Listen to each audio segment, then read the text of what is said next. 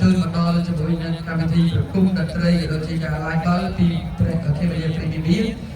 và rồi cái tinh cho bụi nên khi mà đi premium from bụi cặp bóng con nên là tôi mang nơi sẽ là cái nào pí là bây phong na chắp vô nơi ao chứ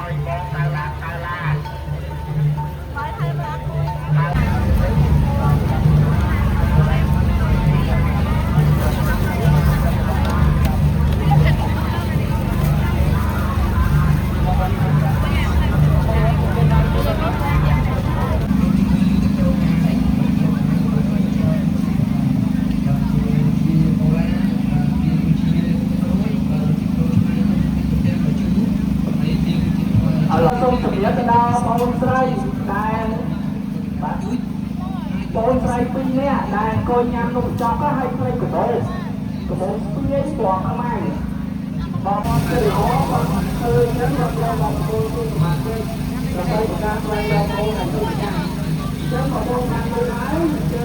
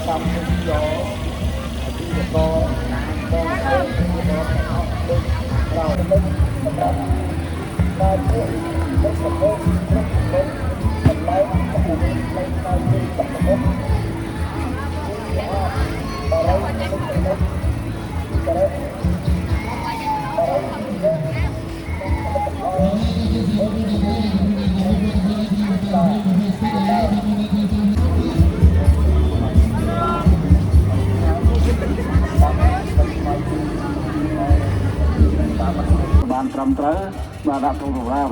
បើយកទឹកក្លិនចេះស្អាតផេះផងអីហ្នឹងគឺសូមតើ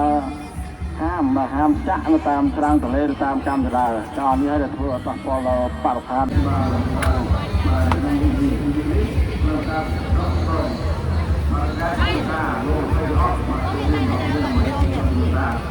ចូលមកចោលនេះបាក់ទេក្តាមវាទៀតចាំមកយើងទៅមក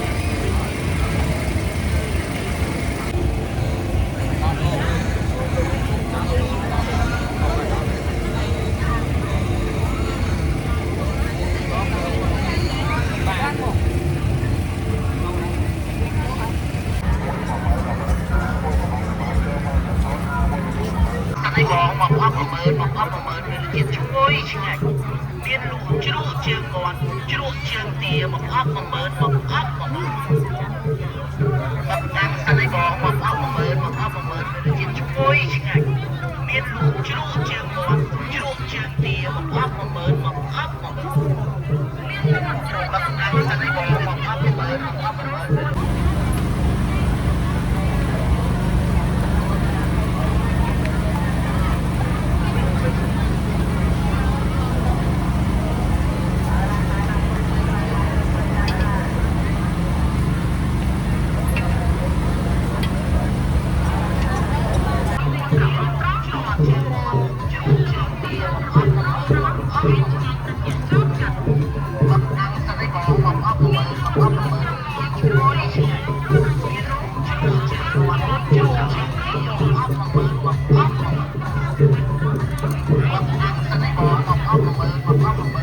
Ghiền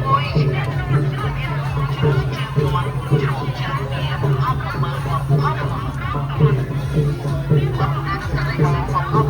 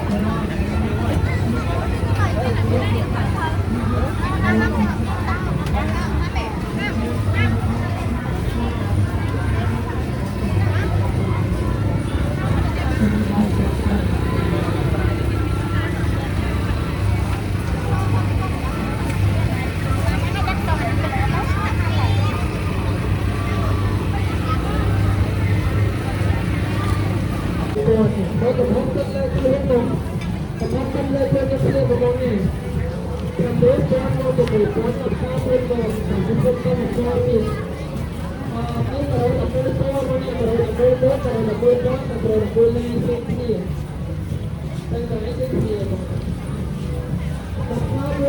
you.